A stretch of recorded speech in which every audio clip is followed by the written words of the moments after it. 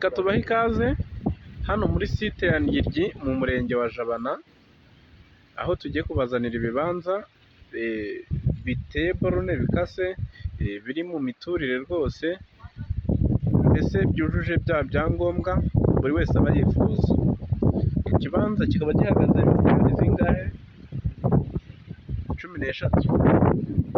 Gihagaze 16 rwose, murumva ko ari amafaranga makeya hano muri iyi site.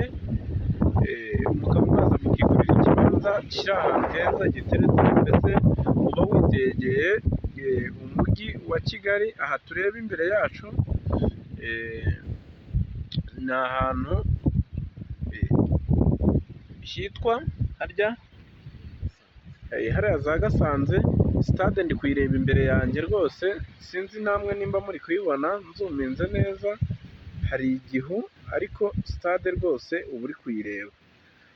Murumva ko ari ahantu heza uba witegeye umujyi wa Kigali, umujyi neza nawo uri imbere, mbese murumva haba hafite viyu nziza y'ahantu ushobora gutura, ibintu bikagenda neza cyane. Ni ahantu heza rwose, urabona ko iki kibanza kiri hagati y'iyi mihanda.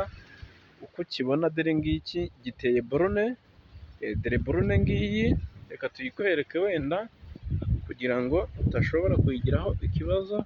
Dore borone ngiyi, indi iri hirya hariya.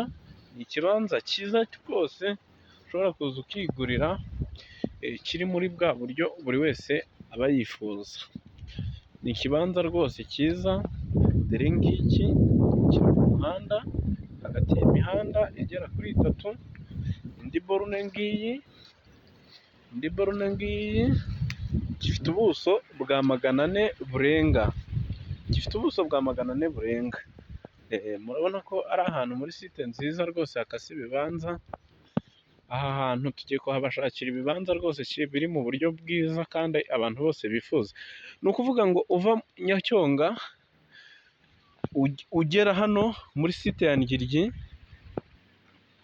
kuri moto nahagiye iminota 10 yonyine.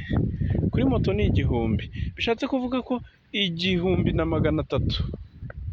Icya tatu, wajya uva kuri iyi site cyangwa ahangaha Ngiryi ukajya mu mujyi hariya Nyabugogo, ukajya hariya Nyabugogo ku mafaranga 1300 gusa. Urwo ni rwo rugero wenda natanga mu busobanuro kuri iyi videwo. Ni ahantu hafi, ndakeka ko noneho dushobora kuba twabagereye ahantu rwose hafi, hari muri bwa buryo mwifuza. Murakoze rero, turabashimiye kandi mugire ibihe byiza.